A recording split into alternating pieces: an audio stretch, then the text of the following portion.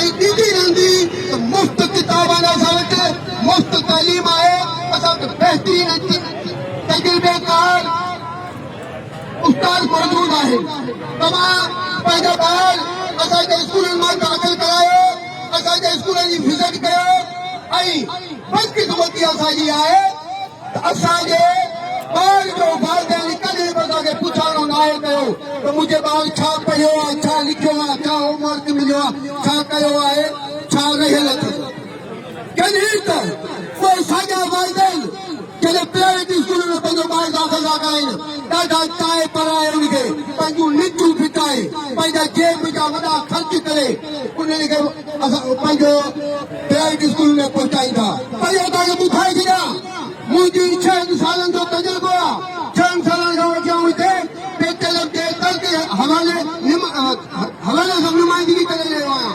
पर मुंहिंजे तजुर्बे में जेका IPA जी टेस्ट थी आहे उन में सदाई 80% 90% असांजे इन पीलर स्कूलनि जा सरकारी स्कूलनि जो ॿार खे आयो आहे।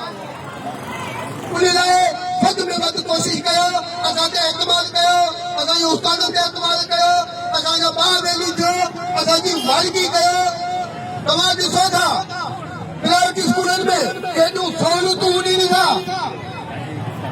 उस्ताद लाइ सहूलियत न आहे, पोइ 15-20 रुपए जे पगार थिया, पर बाक़ी उन्हनि खे सहूलियतूं मिलनि थियूं। पर असांजो सरकारी स्कूल जा उस्ताद के चंद स्कूलनि जी आऊं ॻाल्हि न कंदुसि, मुंहिंजो तर्जो सॼो हली घुमी ॾिसो, मुंहिंजो सॼो ज़िलो हली घुमी ॾिसो त उते छा हालत आहे। बिल्डिंग कान्हे, डेंजर हालत में मुंहिंजो उस्ताद उते पढ़ाए पियो। पाणी पीअण जे क़ाबिल कोन्हे, मुंहिंजो उस्ताद उते पढ़ाए पियो। फीमेल स्कूलनि में वॉशरूम न आहे, फीमेल स्कूलनि में चौकीदारी न आहे, पर उनके बावजूद मुंहिंजो महान उस्ताद उते ज़ैर फ़हरिस्त आहे, सिर्फ़ अवल आहे, पंहिंजी तालीम ॾेई रहियो आहे। तदरीस उनजी जारी आहे ऐं इंशाअल्लाह असां उमेद था कयूं पंहिंजे उस्तादनि खां इन खां बि वधीक असांखे जेको लाभ मिले थो, वधीक महिनतूं कंदा, पंहिंजो पाण मञाईंदा ऐं वरी सैदाबाद तरीक़े जे हेडक्वार्टर डोर टू डोर जेका असांजो मैसेज पहुतो आहे, इंशाअल्लाह उनते वालिदैन सिविल सोसाइटी अमल करे असां सां तावन कंदा। असांजी तरफ़ खां मुहिम हली रही आहे। असांजा स्कूल मुफ़्त आहिनि, दर्सी किताब मुफ़्त आहिनि, को बि ख़र्च कोन्हे, लो कास्ट ते हलनि पिया।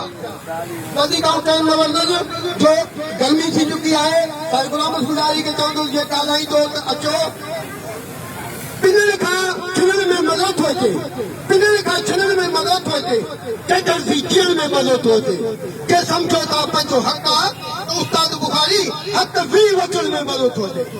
ऐं पंहिंजे सभिनी कई आयल उस्तादनि खे, मौजूद महिमाननि खे, पंहिंजे शागिर्दनि खे वेलकम कंदुसि ऐं उन्हनि खे लाट ऑफ थैंक्स कंदुसि जेके हिन गर्मीअ में असां सां सहकार कयूं, जेको आहे साईं जे अॻवानी में रैलीअ खे भरपूर नमूने सां कामयाब कयूं।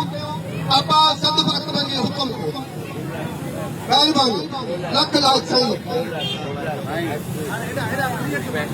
जेके हिते ॿार पहुतल आहिनि, स्कूलनि जा पहुतल आहिनि, उन्हनि उस्तादनि खे बि घुराई था